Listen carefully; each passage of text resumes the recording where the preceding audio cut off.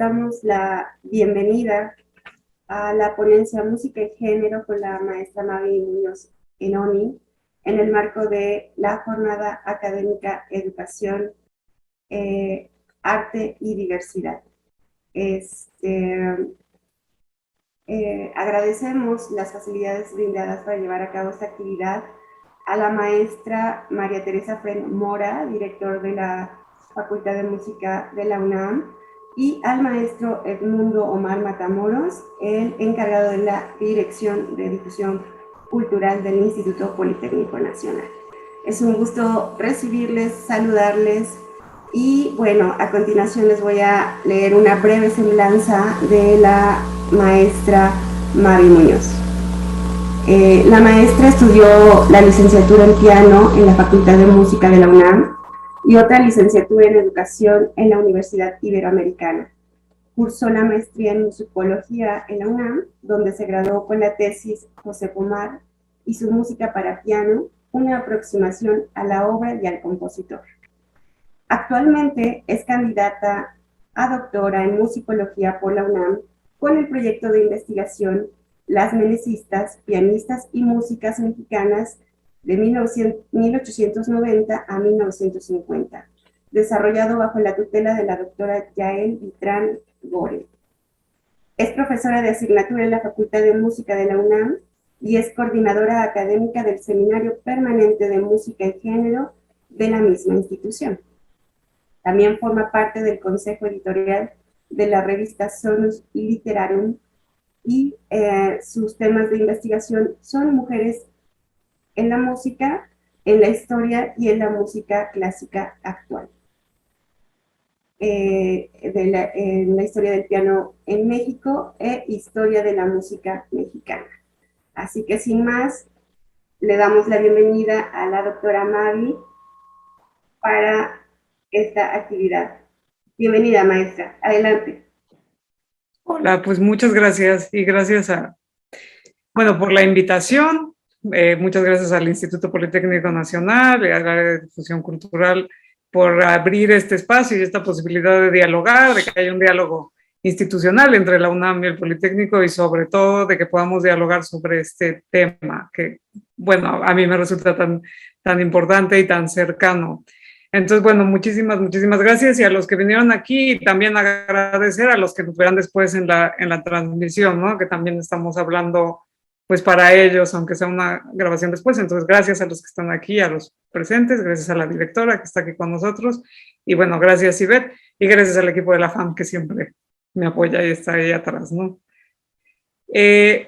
Pues bueno, como les anunciaron, el tema es así de amplio como género y música, es un tema muy amplio, pero lo dejamos así para dar como un panorama de lo que puede abarcar este tema relacionado con la música. Y bueno, por lo que me han contado ustedes, o no sé si los demás que nos vean después estén familiarizados con cómo es la educación musical en general, pues ustedes saben, ¿no? Uno empieza a tocar de niño, se encuentra con un instrumento, si tienes suerte, y vas probando instituciones, tratas de entrar a una institución de educación superior quizá, lo consigues, y en fin, y un poco recurro a mi experiencia, esta experiencia la he contado más de una vez, pero la sigo contando porque creo que resuena. Bueno, hay un grupo de gente a la que le sorprende y otros en las que resuena, y he escuchado comentarios que dicen, a mí me pasó lo mismo. Yo empecé a tocar el piano así, como muchos hacemos, bastante niña, empecé a, ¿no? Pues esto, conocer métodos y maestros, a buscar instituciones, pasé por el INBA, pasé por maestros privados, demás, logré entrar a la Facultad de Música después de algunos intentos, y bueno, habían pasado unos 15 años, yo creo, desde que yo empecé a estudiar música, y un día me di cuenta que en esos años nunca había tocado una obra compuesta por una mujer. Creo que quien haya estudiado música se puede identificar con este fenómeno. Y lo cuento porque a mí me sorprendió muchísimo. Y me sorprendió, lo descubrí conociendo a Clara Schumann. Alguien me habló de ella, que es de las poquísimas mujeres de las que sí se habla en la historia de la música. Y bueno, para mí ese fue un proceso de descubrir que algo había desequilibrado en la música clásica. Después, más adelante, descubrí que ese desequilibrio no solo es propio de la escena de la música clásica, sino de Digo, yo hablo de la música clásica porque es la que hago, la que me gusta, la que me dedico, pero lo que voy a decir aquí o lo que conversemos aquí lo pueden trasladar a casi cualquier escena musical con sus características particulares y verán que no es tan distinto, ¿no? Esta condición de desigualdad o de desequilibrio, por decirlo de algún modo, entre la situación de las mujeres en la música, en la historia y en la actualidad, es una realidad que atraviesa pues nuestras vidas, ¿no? En todos los ámbitos, pero particularmente que estamos hablando de la música, pues en la música y en cualquier escena. Entonces, bueno, quiero empezar, les voy a compartir aquí pantalla con estos temas de música y género. Y hay que empezar por definir qué es el género y la perspectiva de género. Son temas amplísimos ambos, hay gente que estudia esto, hay especialidades, maestrías y demás, pero vamos a hacerlo simple y vamos a partir del hecho de que el género es una construcción social y cultural que en alguna medida determina lo que es lo masculino y lo femenino, y a partir de estos constructos o estas concepciones determina formas de comportamiento, maneras de habitar los espacios públicos y privados, la división de las actividades productivas, incluso la división sexual del trabajo y las actividades reproductivas también. Esto genera una serie de relaciones de poder y un sistema de desigualdad del que estaba hablando hace un rato. En términos generales es esto el género.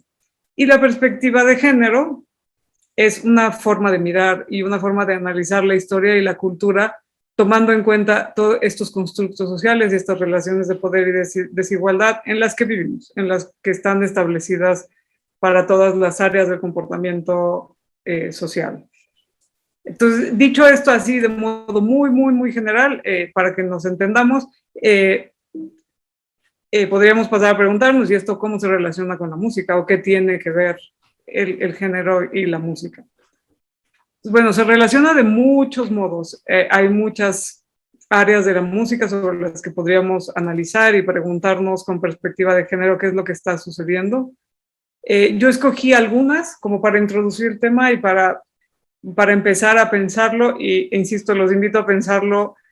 Yo hablo desde la escena musical de la música clásica, pero a pensarlo desde cualquier escena musical y compararlo y quizá comentar, ¿no? Comentarnos cómo lo viven desde la música que ustedes hacen o que a ustedes les gusta, porque bueno, la música la compartimos todos, la hagamos o no la hagamos, ¿no? Como consumidores o como usuarios de la música, digamos, en la vida cotidiana.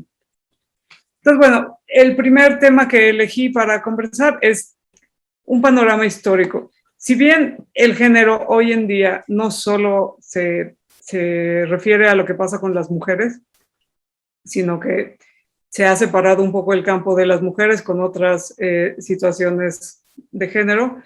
La realidad es que las mujeres pues, son el 50% de la humanidad somos, y la historia en general pues, está dividida así, ¿no? Entonces, quisiera hablar de un breve panorama histórico de las mujeres en la música, porque si ustedes abren un libro de historia de la música así en general, de historia de la música en general, se van a encontrar poquísimas mujeres si es que tienen la suerte de encontrarse alguna. Eso puede darnos la idea de que las mujeres no hacían música o no existieron en el panorama de la historia musical. Bueno, ese es un error de la historia o de la historia que se nos ha contado. Hay que pensar que la historia de la música, la de la música clásica, pero también la del jazz o la de otros géneros, del rock, si me apuran, de muchísimos géneros, se ha escrito con unos criterios históricos que privilegian a los compositores y a las grandes obras, ¿no? Este concepto de gran compositor y gran obra, dejando de lado muchas cosas, no solo a las mujeres, sino la historia de los intérpretes, la educación musical, en fin, otros temas. Ha privilegiado eso, lo que considera grandes obras con ciertos criterios que se han establecido en el tiempo y lo que se consideran grandes compositores. Bueno, todos sabemos que hay muchos compositores que la historia no ha considerado, que quizá podrían estar ahí o no, depende de qué criterios. Y bueno, esto que les decía de las mujeres, la historia no las ha tomado en cuenta, pero en realidad las mujeres hicieron música siempre o casi siempre en la historia de la humanidad, pero hay que ver en qué contextos. El primero que pongo ahí fue los conventos y las trovadoras. Empiezo por las trovadoras, que es más corto. Si conocen esta historia de los troveros, los trovadores, había mujeres que sí salían a las calles y hacían poesía y demás, eran la excepción, pero bueno, están consignadas en los libros de historia. Pero, perdón, me interesan más los conventos, que eran, pues, el espacio donde las mujeres históricamente, pero desde siglos remotos, iban a parar si no tenían una misión doméstica, digamos, ¿no? Ser madres, casarse, cuidar a la familia, etcétera, iban a parar a los conventos. Los conventos tenían, como eran, bueno, espacios exclusivos de mujeres, la idea de clausura, ellas tenían que hacer todas las actividades dentro de estos espacios, incluyendo la musical, y suplían todas las actividades que tradicionalmente en la iglesia no podían hacer las mujeres, incluso se sabe de organistas cuando apareció el órgano, y bueno, de mujeres que hacían las voces bajas y demás. Ellas suplían esta función, de modo que las mujeres tenían una importante actividad musical, pero dentro de los conventos. Eso explica, por ejemplo, que exista una figura tan importante como Hildegarda von Bingen, que probablemente han oído hablar de ella.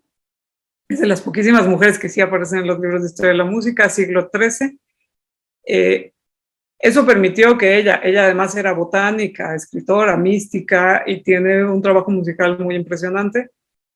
Lo permitió porque el contexto en el que se desarrolló, que era el de los conventos, facilitó eso. Después los conventos de mujeres, no estoy segura, pero por ahí del siglo XV, sufrieron ciertas restricciones, ya no podían autoadministrarse y demás, y entonces, bueno, lo que hizo posible que hubiera estas mujeres brillantes, no solo en la música, sino en las letras y demás, fue un poco más restrictivo. Aún así, hasta que los conventos vinieron en declive, quizá hacia el siglo XIX, las mujeres pudieron tener una actividad musical dentro de los conventos. Pero bueno, fuera del convento, que pues la mayoría de las mujeres no estaban dentro, sino fuera de los conventos, las mujeres tuvieron acceso a la música de manera privada. Esto siempre hay que pensarlo en ámbitos domésticos, en ámbitos pequeños. Y hay unas excepciones, por ejemplo, las mujeres que sí tuvieron acceso a educación musical, porque recordemos que la educación musical hasta el siglo XIX o XX se daba exclusivamente en la iglesia, y bueno, sabemos que la iglesia excluía a las mujeres de todas sus actividades, no solo de los servicios religiosos como la misa y demás, sino también del coro, de la música, etc. Entonces, bueno, la mayoría de los varones se formaban en la iglesia, las mujeres no tenían acceso a esa educación, pues eso ya las dejaba a un lado. Pero bueno, una excepción eran las mujeres que crecieron en familias de músicos, porque el otro modo en el que los músicos se formaban, hasta eso, el siglo XVIII por ahí, era también de esta tradición musical heredada, ¿no? De familias, de músicos, una educación más artesanal. Entonces, bueno, hay muchas mujeres que destacaron o que pudieron tener una formación musical más allá del promedio por pertenecer a estas familias de músicos. Y así voy pintando rápido el panorama para no extendernos mucho. Hay una excepción, como en la historia de la música, de las mujeres que sí pudieron tener carreras públicas o que sí pudieron tener una actividad en el ámbito público, que son las cantantes. Y esto creo que se entiende muy fácil porque tiene que ver con varias razones, pero la principal es el registro de la voz. No todo se podría cubrir con voces de niños, y el registro de las mujeres daba algo importante a la música, de modo que entraron a la escena pronto, pero las cantantes son aparte. Y bueno, hablando de compositoras, hay pocas compositoras, eso se cree, pero nada más basta un Google de distancia para saber que hay decenas y decenas de compositoras en la historia de la música, de las que no nos han contado, pero que están ahí en todos los siglos, y iba a decir en todos los géneros, pero eso es más complicado, porque digamos que del siglo XVI al XVII, pero también yo agregaría al XVIII, al XIX y quizá a principios del XX, se asocia la música compuesta por mujeres con géneros menores. Todo mal en esa frase. De entrada, géneros menores se han llamado así por algunos criterios de relevancia musical que pues son del todo cuestionables. Es menor porque es música que se toca en las casas o que es para educar. ¿En verdad eso hace menor a la música? Ahí habría que cuestionar, pero bueno, la historia de la música así lo ha clasificado, y entonces pues las mujeres componían para teclados, para clavecín, piano más tarde. Ok. Y después para canto y piano, o canto y cualquier teclado, y canto pues porque las mujeres podían cantar, dentro del hogar, para pequeños ensambles quizá, pero pocas mujeres se atrevían a componer para grandes ensambles o así, porque pues ¿quién les iba a estrenar? No, no necesariamente es falta de capacidad, sino falta de espacios donde ejercer su música. Pero bueno, en general hay que tener presente esta idea que se asocia la música de las mujeres con estos géneros mal llamados, creo, menores. Y notarán que he dicho mucho esto de espacio público y privado. Esta diferencia es muy, muy importante. El espacio público y privado siempre ha existido. Digamos, el privado es las actividades propias del hogar y el espacio público es pues la actividad fuera de casa, ¿no? Este tipo de separación se intensificó después de la revolución industrial, digamos, y se hizo una separación mucho más clara de los espacios públicos y privados, donde las mujeres se mantuvieron en los espacios privados en general y los hombres salían al espacio público, que implicaba el trabajo, el ganar un dinero, el sustento, y las mujeres en el espacio privado, pues las actividades que se llamaban propias del hogar y del cuidados y de crianza, ¿no?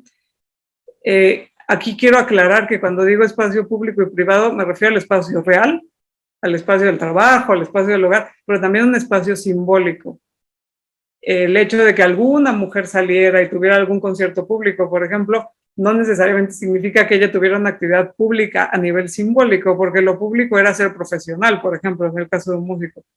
Ganar, tener un prestigio, entrar en la lógica de circulación de documentos, impresión de partituras, estreno de obras. Entonces, bueno, que alguna mujer, que si indagan en el tema se las encontrarán, mujeres que daban conciertos o que tenían eventuales apariciones, incluso hasta música de orquesta, son como esporádicas y la mayoría de estas mujeres volvieron en algún momento, se casaron y dejaron las actividades. Con esto quiero decir que el espacio privado también es simbólico, no solo se refiere al hogar. Pero es muy importante porque hay que ubicar que la actividad que hacían la mayoría de las mujeres que podían tener una educación musical de distintos niveles, pues era dentro del espacio del hogar.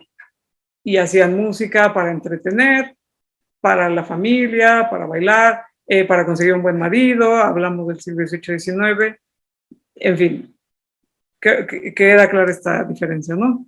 Y también aquí hablo de los conciertos, porque, por ejemplo, hablé de Clara Schumann antes, y ustedes me dirán, Clara Schumann vivió de ser pianista toda su vida. Dejó la composición, porque los hombres a su alrededor la convencieron de que no era buena.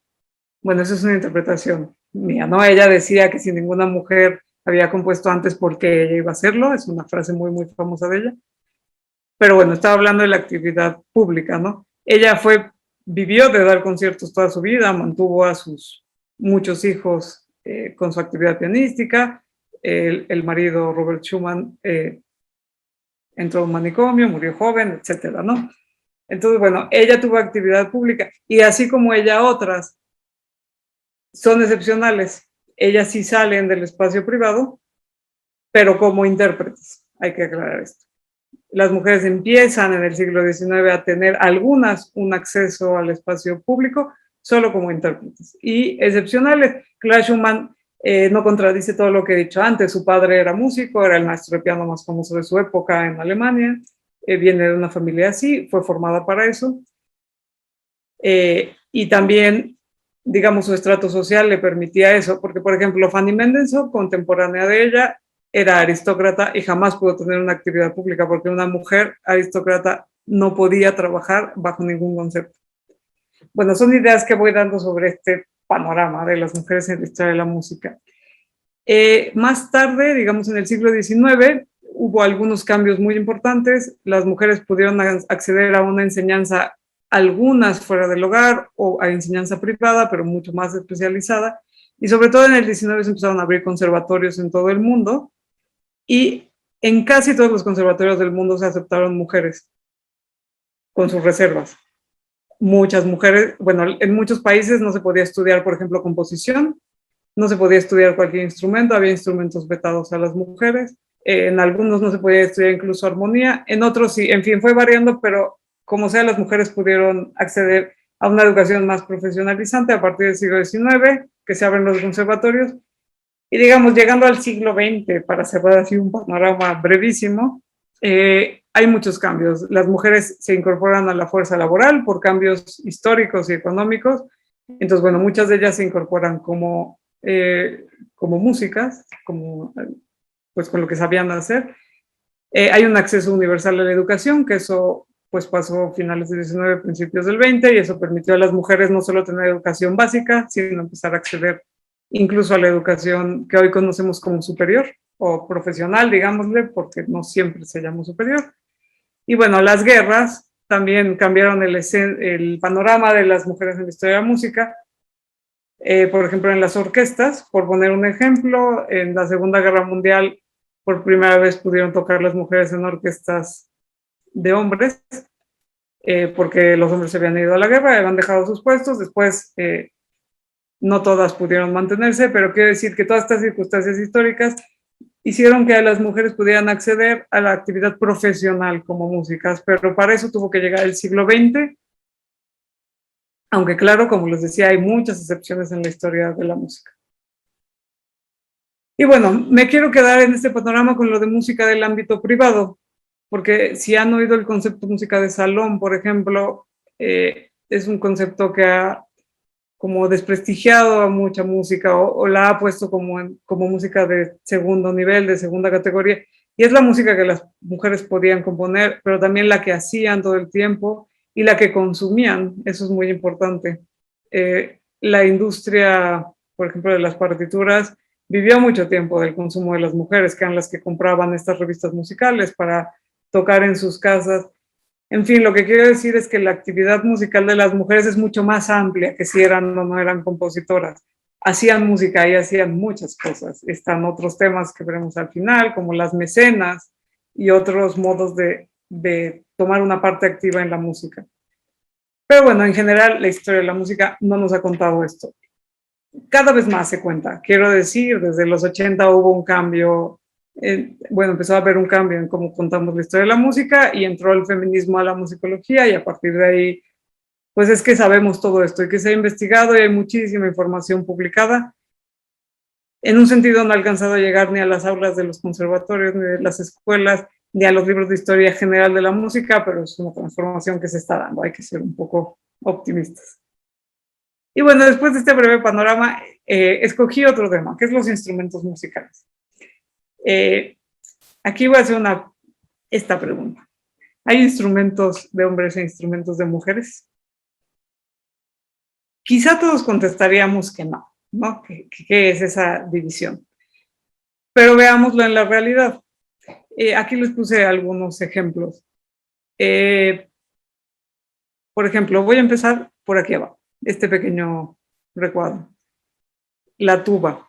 Los alientos metales, estas no son prohibiciones explícitas, pero han estado prohibidos para las mujeres en un sentido, prohibidos pongámoslo entre comillas. Insisto, no son prohibiciones explícitas. Bueno, en algún tiempo sí, no podían inscribirse a las clases de los conservatorios y ya está. Pero en general, los instrumentos de aliento metal los asociamos con varones. Y si son nacidos de las orquestas, asómense por ahí, a ver cuántas mujeres tocan, por ejemplo, una tuba o incluso una trompeta. Y verán que no son tantas, son poquísimas las que pueden acceder a estudiar esto. Y sí, hay mujeres trombonistas y trompetistas, hay algunas famosas en diversas escenas musicales, lo que no significa que sean mayoría. Si ven las estadísticas, son pocas las que estudian.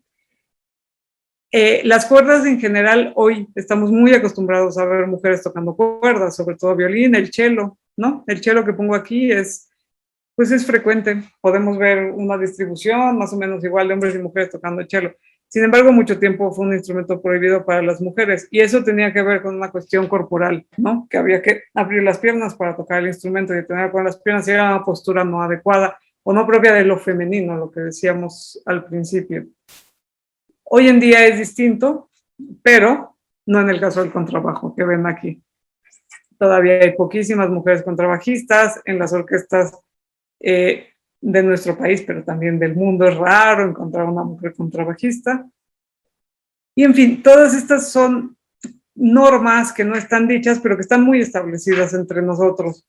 Por ejemplo, el arpa, que el arpa fue un instrumento doméstico desde muy atrás, hace muchos siglos, era un instrumento que las mujeres de cierta clase que podían tener acceso a educación musical tocaban dentro del hogar y era para embellecer el hogar, para embellecerse a sí mismas, para acompañar, etcétera. Es un instrumento que tiene asociaciones con lo místico, con las deidades, ¿no? Con la belleza, y las mujeres lo tocan en una postura, bueno, todo el mundo, ¿no? Pero quiero decir, el imaginario es una postura como en la que se luce la mujer, el perfil, es una postura donde no hay ninguna desfiguración, digamos, corporal, como por ejemplo el oboe, ¿no? El oboe, pues cualquiera que ha visto un oboísta tocar, infla los cachetes, se pone rojo, los alientos en general, ¿no? Quizá el clarinete y la flauta no tanto, pero los alientos en general.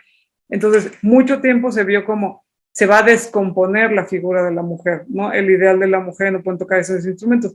Pero el arpa está asociada con todo esto, con lo doméstico, con la elegancia, en fin, con estos valores, y es un instrumento asociado casi al 100% con las mujeres desde hace muchos siglos, y la historia de las orquestas que veremos más adelante, pues ver una arpista no era nada raro.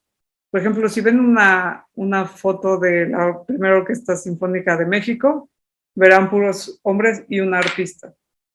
Ese caso no es excepcional de México, se repite en muchos lugares, pero bueno, hay esta asociación.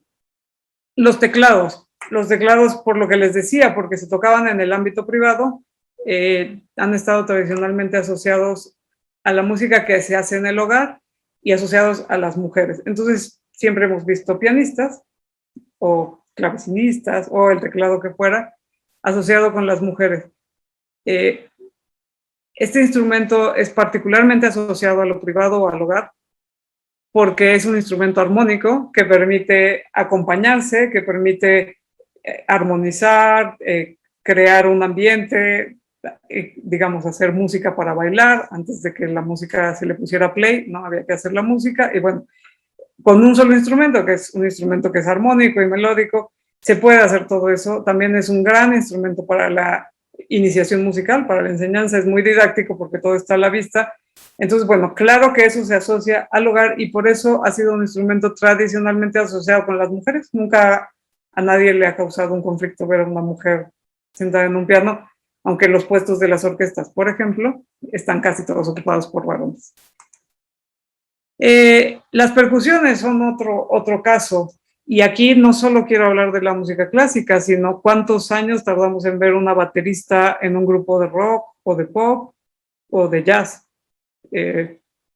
Muchísimo, y todavía hay a quien le sorprendería ver en una agrupación de rock o de metal o algo así a una mujer en lo que serían las percusiones, ¿no? En la batería. Lo mismo pasa en las orquestas. Las percusiones estuvieron alejadas de las mujeres mucho tiempo. Y así podríamos hacer una lista de instrumentos. Lo que quiero evidenciar aquí es que todos estos mandatos de género, de qué es lo propio de hombres y mujeres, ha determinado incluso qué instrumentos podemos tocar.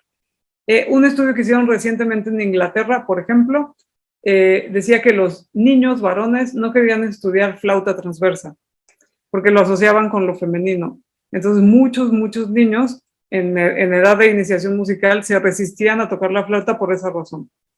O sea, estas normas o estos mandatos van en los dos sentidos, ¿no?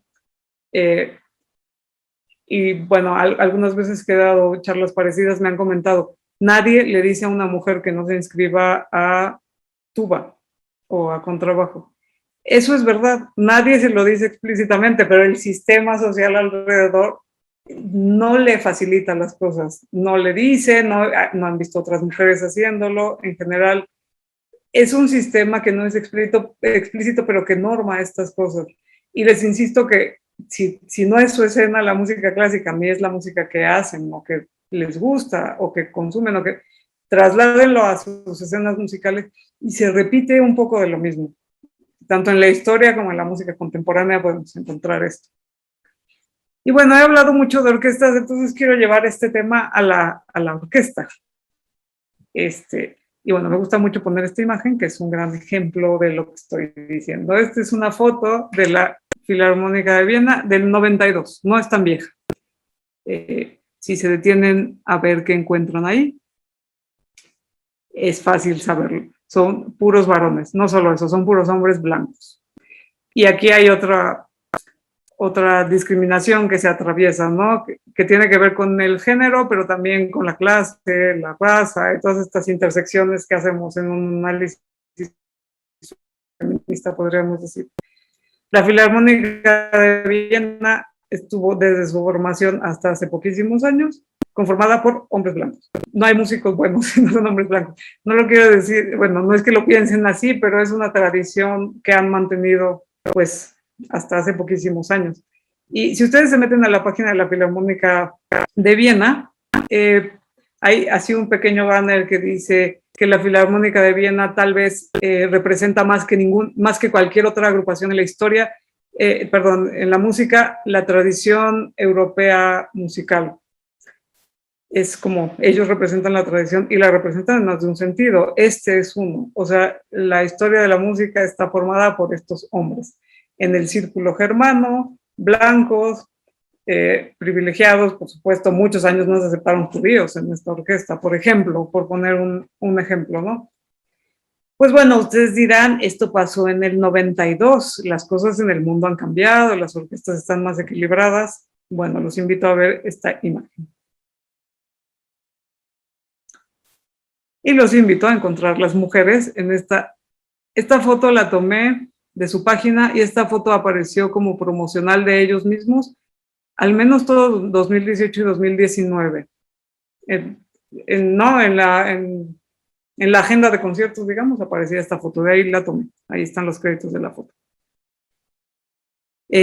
Bueno, los invito a ver qué ha cambiado. Les ayudo un poco, miren aquí. Aquí hay una mujer. Ya hay varias mujeres. ¿Varias?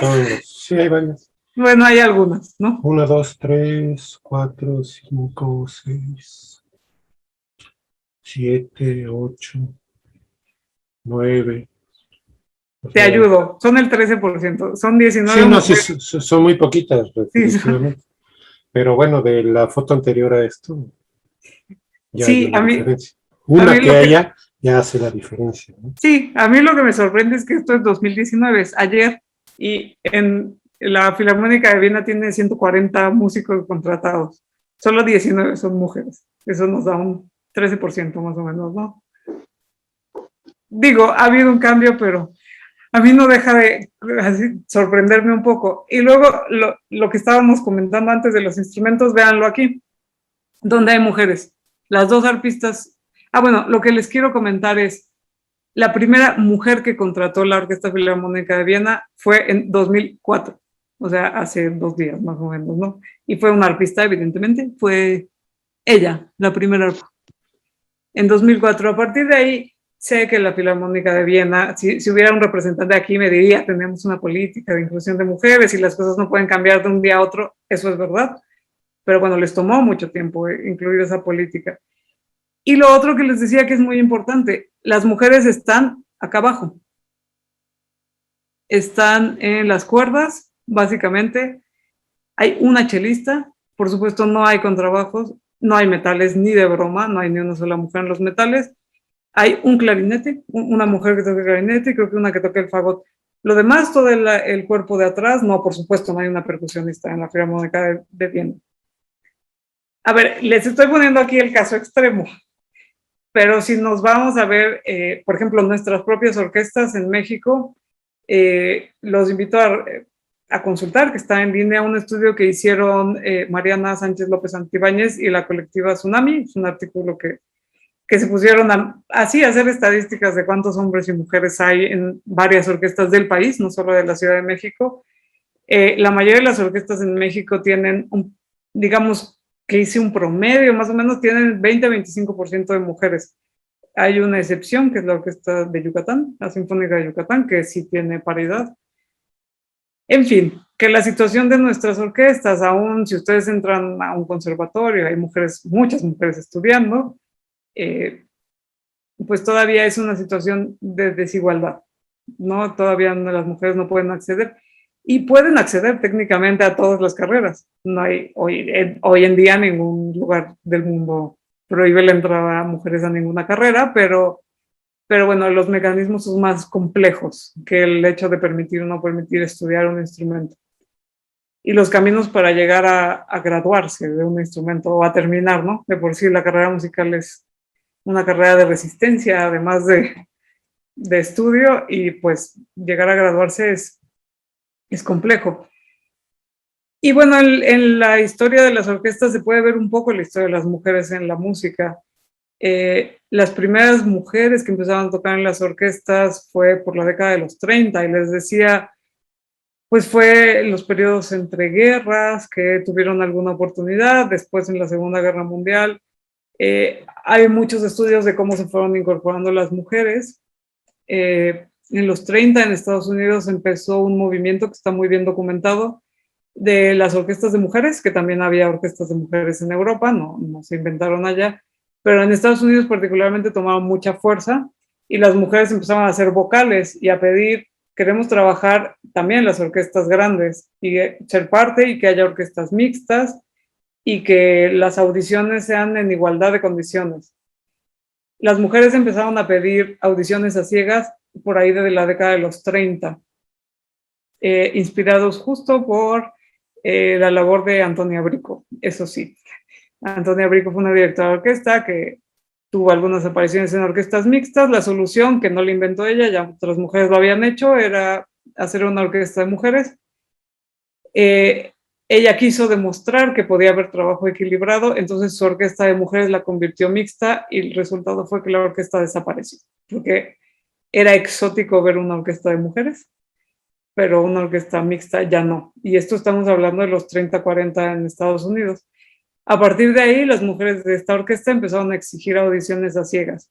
Bueno, este movimiento tardó años. Las primeras audiciones a ciegas en Estados Unidos y en el resto del mundo fueron en la década de los 70, 80 del siglo pasado. Y de eso también hay largos estudios, de cómo cambiaron un poco la distribución de las orquestas en cuestión de género, pero también de raza, cómo empezaron a aceptar músicos que de vista no hubieran aceptado, aunque tocaran muy bien, gracias a este concepto de las audiciones a ciegas. Eso pasó, pues les digo, hasta los 70, 80, y las orquestas más grandes del mundo se resistieron mucho tiempo a tener este tipo de audiciones porque no iban a tomar el riesgo de no cumplir con su ideal, como el que estamos viendo en la fotografía, ¿no? El ideal era mantener una tradición y esa tradición estaba asociada, pues, a hombres europeos, blancos, de preferencia del círculo germano, ¿no? Pero bueno, europeos en general. Digamos, nuestra escena de la música clásica es así, es bastante elitista y clasista, y bueno, más bien hay que saberlo y poder hacer algo con ello, no significa que tengamos que dejar de hacer o escuchar esta música, ¿no? Y bueno, hay muchísimo que decir de la historia de las orquestas, pero más bien me quiero centrar en otro tema muy propio de las orquestas, que es las directoras. Si bien hablé de los instrumentos y de una segregación compartida, digamos, entre las mujeres que empezaban a estudiar y a tocar diversos instrumentos, creo que el tema de las directoras de orquesta es un tema aparte. Yo creo que la puerta del podio es muy estrecha para mucha gente, no solo para las mujeres. Podríamos decir que es estrecha para cualquiera que no entre en la categoría varón blanco de preferencia europeo, pero yo me atrevo a decir que esa puerta es mucho más estrecha para las mujeres por diversas razones. Y ha sido la puerta más estrecha de la música, como diría Norman Lebrecht, es el último bastión de la masculinidad caucásica, decía, ¿no? La dirección de orquesta es como el último eslabón de poder que está ahí. Y por eso lo toco como un tema aparte que el de las músicas intérpretes, porque además ha sido mucho más complicado y las estadísticas lo dicen y la experiencia que como músicos o como oyentes o como espectadores de la música clásica también nos lo dice. Incluso hoy en día es rarísimo ver una directora de orquesta. Y aquí les traje un pequeño collage. No sé si ubiquen a estas mujeres. Por supuesto ubican a ella, Gabriela Díaz Alatriste, que fue además directora de la Orquesta del Politécnico en 2009, ¿no? De 2009 a 2013, creo que fue directora titular de la Orquesta del Instituto Politécnico Nacional. Pues deben saber que el Poli, junto con la Filarmónica de Jalisco, es la excepción en el país. Son las únicas orquestas en la historia del país que han contratado a una mujer como directora titular. La maestra Gabriela Díaz Alatriste, que quizás es la directora mexicana más reconocida que tenemos, y el caso de la Filarmónica de Jalisco contrató a Alondra de la Parra en 2012-2013. Fue un periodo brevísimo, pero bueno, entra en esta estadística, ¿no? Bueno, antes de entrar al tema, pues hacemos un repaso. Evidentemente a ella, yo creo que la conocen todos, porque pues es de su casa, estuvo un tiempo ahí. Ella también es, pues quizá la figura más mediática de nuestra música, es Alondra de la Parra. Dirige poco en México, pero bueno, es una directora mexicana. Quizá conozcan a ella, que siempre que se habla de directoras de orquesta sale su nombre por muy buenas razones. Ella es Marin Alsop, estadounidense, directora muy, muy activa, quizá la directora de orquesta más activa. Emanuel Jaim, que es una directora muy conocida, pero en un círculo particular, ¿no? Hace música barroca, música antigua, dirige orquestas de un, como muy particular, no dirige estas grandes agrupaciones, ¿no? Natalie Stutzman, que es muy interesante, ella es una contralto, tiene una voz preciosa, hizo una carrera como cantante, gran carrera, y se convirtió en directora. Y bueno, ella dio ese salto como otras, ¿no? De la voz a dirigir. Y ella, que quizá hoy en día es la directora más mediática, bueno, sí, y más famosa, se llama Mirga Grassini Tetila. Y ella me gusta mucho como ejemplo de muchas cosas, porque bueno, ella es reconocida, famosa, ahora tiene un puesto titular importante, bueno, tiene varios, ha dirigido óperas, ha dirigido orquestas, pero el dato que me gusta resaltar de ella es que es la primera mujer que firmó un contrato de larga duración con una casa disquera importante. Y eso fue en 2019. Fue la primera vez en la historia que una mujer directora firmó un contrato con una disquera grande, con la Deutsche Grammophon. Fue hace también ayer, más o menos, ¿no? En finales de 2019 me parece que fue. Y bueno, esa es la situación de las mujeres directoras de orquesta. Les decía que es el puesto más difícil que han tenido las mujeres para acceder, y todavía hay a quien le resulta chocante en un sentido de que le causan impresión ver a una mujer dirigir. Y si hacen una revisión de a qué directoras programan, o si programan directoras, las orquestas de México, para no ir más lejos, quizá hay una invitada cada temporada o cada 2 temporadas, por ahí, una invitada que viene de algún país. Hay muchas directoras asiáticas ahora que han ganado concursos de dirección. En fin, están por ahí como excepción. Tenemos, insisto, nosotros, como a la excepción de la maestra Gabriela Díaz Alatriste, que hoy en día no es titular de ninguna orquesta grande, es titular de la Orquesta Juvenil del Estado de México, pero no de la Orquesta del Estado de México, por ejemplo, ¿no? Que sería un lugar natural en el que podría ser titular. Las razones por las que las mujeres no han accedido al podio son las mismas, pero un poco más complejas que lo demás, ¿no? Lo que les decía, el director de orquesta ha sido la figura del líder. La figura del director de orquesta como tal, como una profesión separada, no es tan antigua, porque antes pues era el compositor quien dirigía, o quien desde el instrumento dirigía, ¿no? Desde el violín, desde el clavecín, en fin. Hubo un punto en el que la carrera de director se separó, y no es tan antigua, pero claramente ha sido un puesto propio de los varones, y tiene que ver con eso, con que es un puesto de dirección, de exposición ante el público, y suele ser como la responsabilidad del sonido suele recaer en quien está en la dirección. Todos sabemos que las orquestas tienen un sonido propio y que funcionan como un mecanismo, que pueden tocar incluso sin director, pero en nuestro imaginario el responsable de que eso suceda es el director. Bueno, pasa que cuando toca una directora dicen que es la responsable de que haya salido mal, por ejemplo, pero si toca un director y salió mal, quizá fue la orquesta, ¿no? Ahí varían los criterios y se ponen a revisar críticas de música y a leerlas por ahí. Entonces, esto de que las orquestas suenan solas y no necesitan director, o que las orquestas dependen del director, también depende de quién estemos hablando, ¿no? Son criterios musicales que no son muy claros nunca y que dependen mucho de quién estemos hablando. Y bueno, les decía, hoy en día ninguna de las orquestas grandes del mundo, de estas orquestas famosas como las Big Five de Estados Unidos o Berlín, Viena, las orquestas francesas, en fin, ninguna de esas orquestas ha tenido nunca una directora titular.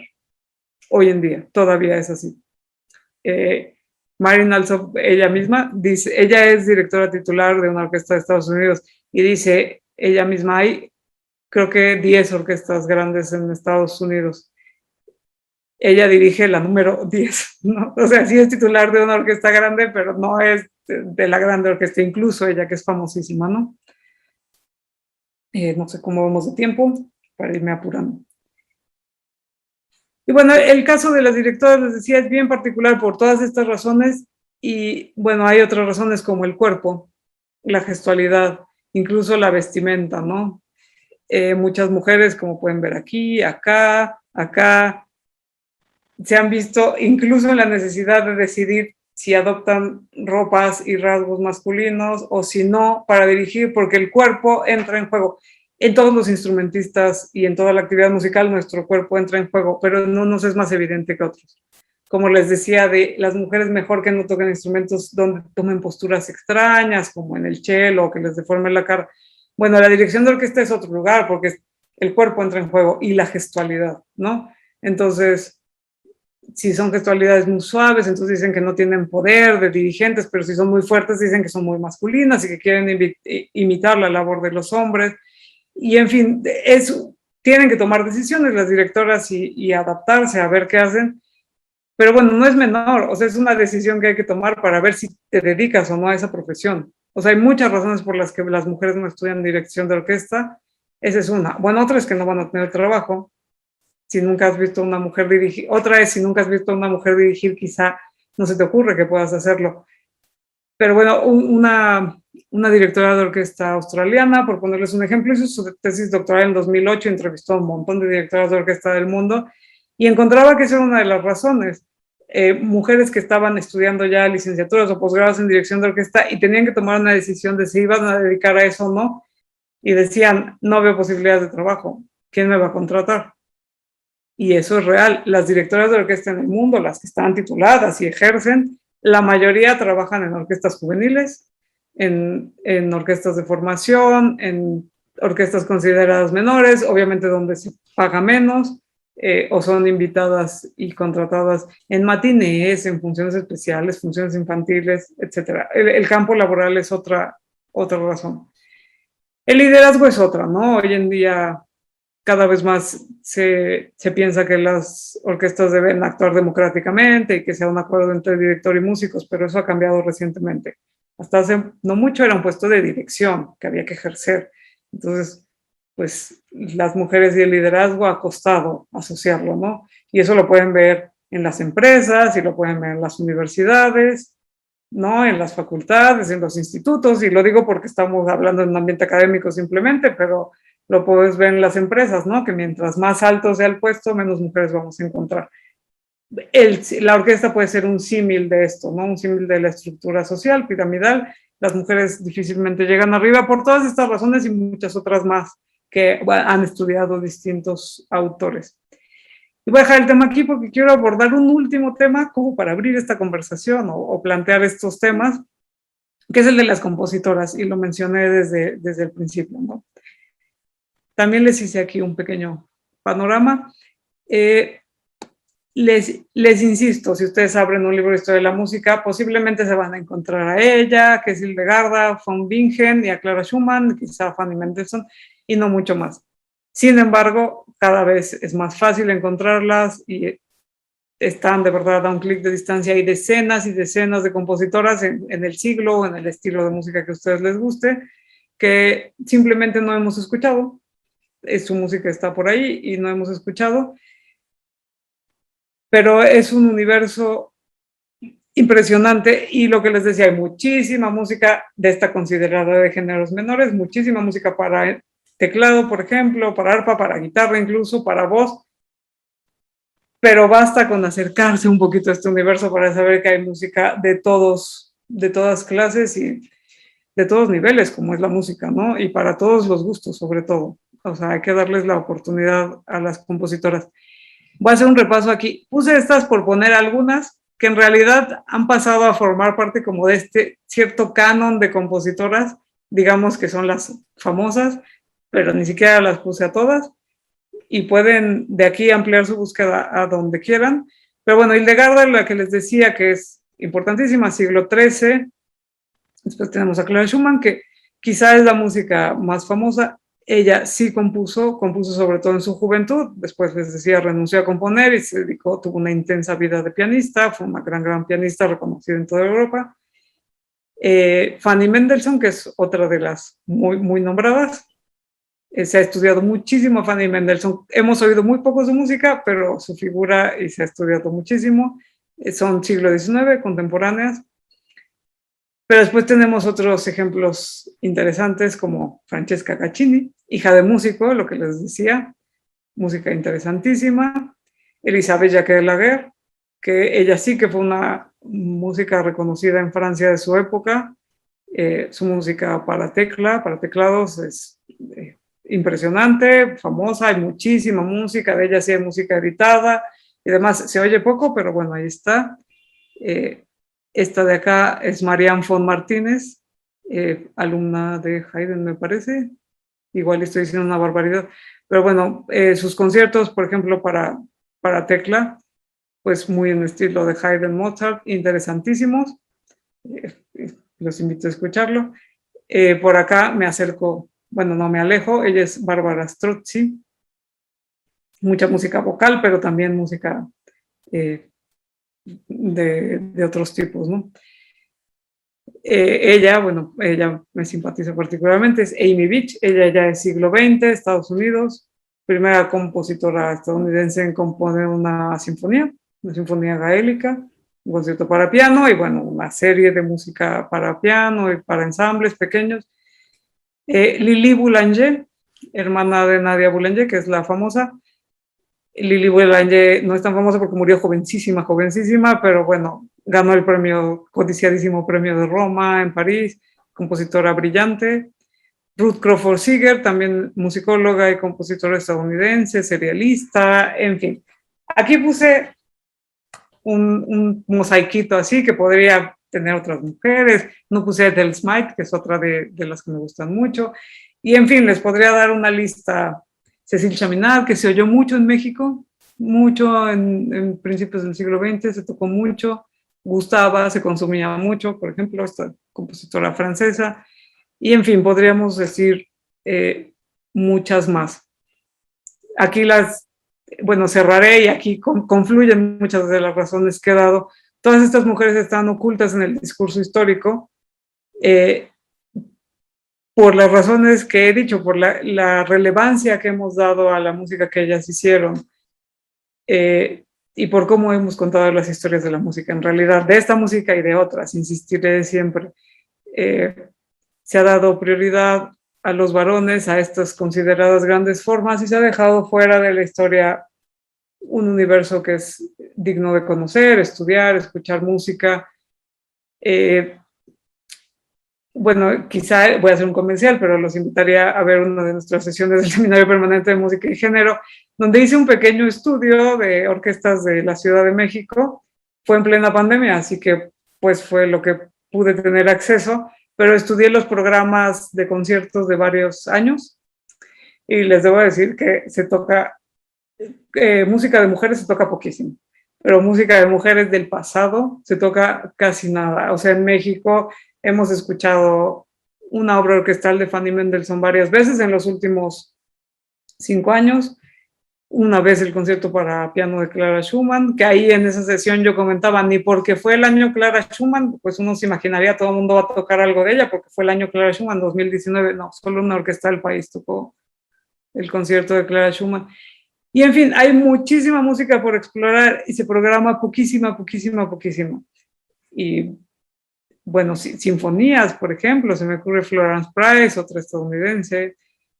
Y bueno, qué decir de las músicas mexicanas del pasado. No las puse aquí porque es otro gran tema. Además es otra gran interrogación más bien.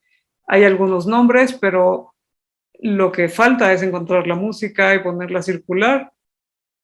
Sabemos de nombres como Guadalupe Olmedo, María Garfias, Sofía Cancino, que son los que más circulan, pero yo les podría agregar algunas otras, como Julia Alonso, que es alguien que estudio en mi tesis, y otras muchas que nos falta conocer, incluso sus nombres y su música y encontrarla. El panorama en México, insisto, es una gran interrogación y una invitación a la investigación y a la escucha, más o menos.